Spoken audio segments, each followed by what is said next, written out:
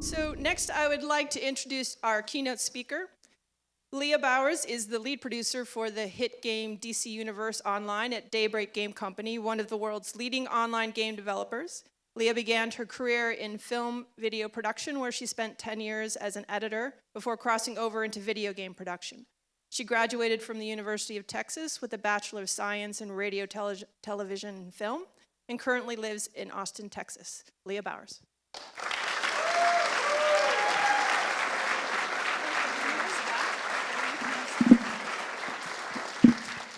Hello. First of all, I just want to say thank you very much for welcoming me here tonight. It is a tremendous honor to be here. I want to say especially thank you to Champlain, as well as to Amanda and Daphne for even giving me this opportunity. It is so awesome, and I am just so thrilled to be here and so excited to be here. You have no idea. The first thing I did when I found out that I was even going to be here was call my mom, as one is wont to do. And I called my mom, and she gave me two pieces of advice. And the first thing that she said was, talk about what you know. And the second thing that she said to me was, don't be boring. So with that, what I'd like to do is talk to you guys a little bit about how I got into the industry and how I ended up making a career. When I was in school, and as Amanda said, I went to film school, which is probably equally as scary to approach your family about being a major of, hey, mom and dad, I'm going to be in film. They're like, super cool. So I spent my senior year much like you've spent yours. I worked on a senior project, and my senior project actually was a feature film that one of my instructors had actually directed, and I was one of the editors that worked on that film. But when I got to graduation, I had no idea what I was actually going to do with my life. It was very much a crossroads. I did not want to move to LA. I was born and raised in Texas, and I had lived in Austin for a very long time at that point, and was very attached to it, didn't want to leave. So I didn't know what I was going to do. I got some freelance jobs, but it wasn't paying the bills, so I still had that same part-time job that I had had the whole time in college, and things went, about as well as that goes. And then I got a phone call, and that phone call was from that same instructor that I had worked with on that feature film. And this is where I highly stress, take a look around the room and the people that are next to you and that you've worked with, because you never know what kind of opportunities are going to land in your lap because of that.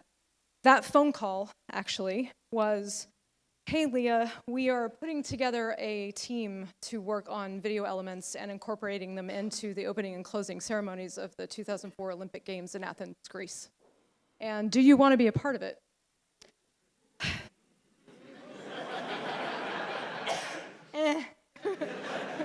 Yes, I did. And so after confirming after a billion times that she was being completely 100% serious, I packed my cat and I moved overseas. And that's a whole other talk that I could give. Taking your cat overseas is a thing.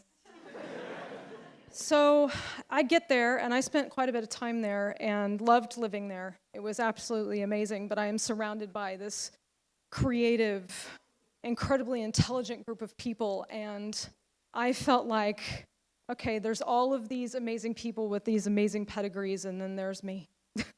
What am I doing here? And we had our work cut out for us. We were responsible for the opening and closing ceremony countdowns. We were responsible for doing tributes to Greek math and science and arts, giant scale projections on the cyclotic head that came out of the middle of the stadium and spread out amongst the stadium floor, as well as a journey from ancient Olympia to the modern stadium, just all kinds of things, and it was overwhelming. It was a tremendous amount of pressure, as you can imagine. And I was 110% miserable. I loved the work, I loved the people that I was working with, and I just didn't feel, very connected to it, surprisingly enough. I enjoyed the work, but it just didn't feel like me. And I would go home at night and I would hug my cat, and I would fall apart, and this is where I'm going with this, I would fire up my Xbox. And I all of a sudden felt like me. I felt like all of a sudden I was at home with myself, and this is where I kind of belonged, and it was the first time that really struck me. And interestingly enough, it didn't really even matter what kind of games I was playing. And I told this to Daphne and some folks at lunch today, that the games that I was playing, you might know. SSX Tricky was one of them, and the other one was Dead or Alive Extreme Volleyball.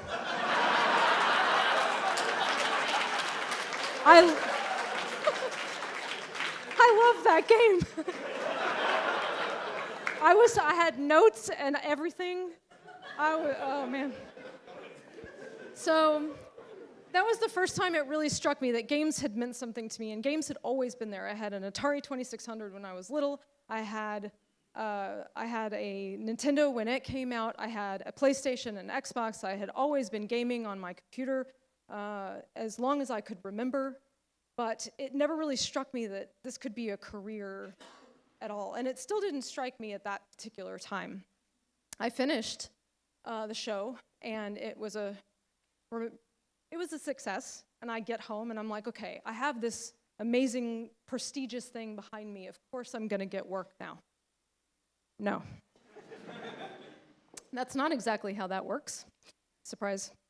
And I was actually, when I came home, I was playing my first MMO, which happened to be City of Heroes, which I'm also very attached to. And I was depressed because I wasn't finding work, and I didn't know what I was going to do again. And a friend of mine who happened to work for the publishing company of City of Heroes calls me and says, hey, we have jobs in QA. If you're interested, you might work on City of Heroes as one of the games. And I thought, well, what's the worst that can happen? I'm going to learn something about a totally different industry, and maybe something will come of it. Who knows? And worst case, you know, I go and I see what happens with it, and it's not something that's for me. But it turns out, I interviewed, I get the job, I'm very excited, I learned so much right away, and it turns out that my film education and application was useful for it. My attention to detail, my ability to organize really well, made me good at QA, and I was learning how games were actually constructed, but I knew that I wanted more. So, got my foot in the door, and that was kind of one of the big, well, second biggest lessons, aside from making sure that you keep in touch with people.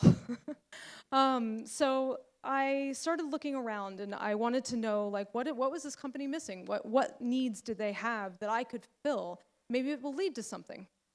So I start looking around, and sure enough, and this is where I got lucky, they actually had a capture rig, a video game capture rig, that they were working, one of the games that was being developed in studio, they were using to capture game footage. And they had nobody to actually run it, and it was kind of a beast. And I said, look, I can run this for you, and I can give you all the things that you need, and I'll do nights, weekends, I'll do whatever it takes. Just let me prove to you that I can do this. And they let me have at it. And sure enough, the next thing I know, I'm developing cinematics for them, I'm helping marketing for them, and that turned into a full-time job, just doing that. And then I'm servicing other games and other satellite studios from this same company.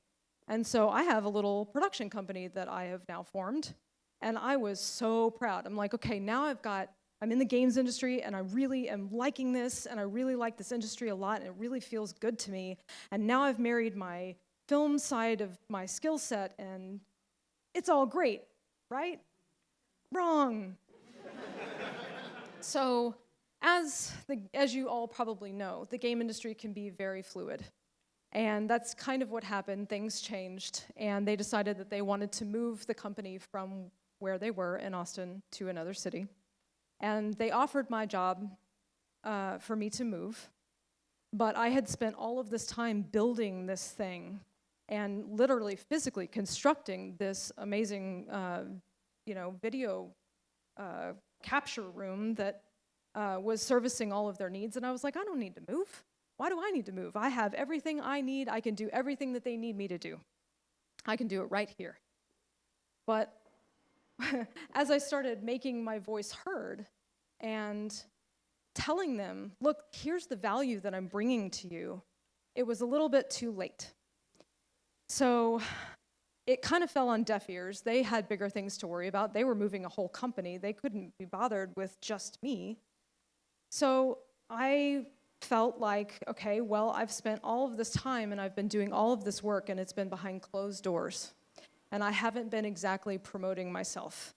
And that's something that I would definitely impart to you, is don't be an invisible participant. Self-promotion is okay, and nobody else is going to do it for you. You have to get your value and your worth heard so that you don't get left behind. So I chose to stay behind, and again, I'm unemployed, and now I don't know what I'm going to do, because I could go the route of games, or I could go the route of film. And I like the industry, I just can't figure out where I fit, and why does this keep happening to me? Why am I just kind of flip-flopping? And then I found an ad for a contract position, actually, for game design. And that was for DC Universe Online, as it was being developed. And I thought, well, there's no way they're gonna call me for this, but I'll put my hat in the ring. What's the worst that could happen? Maybe I'll learn something, yada, yada, yada. So they call me, and I actually got a contract position. And I thought, okay, here I am again, but I'm getting my foot in the door. I am going to get in, and I'm gonna see what opportunities are there that might be useful. And I am not gonna be invisible this time. So I get in, and I make it work. I find a group of designers who I am working with, and they are amazing, and it turns out that I fit a really good niche for them, where I can use some of my film skills to help them, where I'm doing cinematic work in game, and I'm doing a lot of the writing, and I'm learning all the tools, and I'm, learning how to interface with all of the different groups, but it still wasn't quite fitting.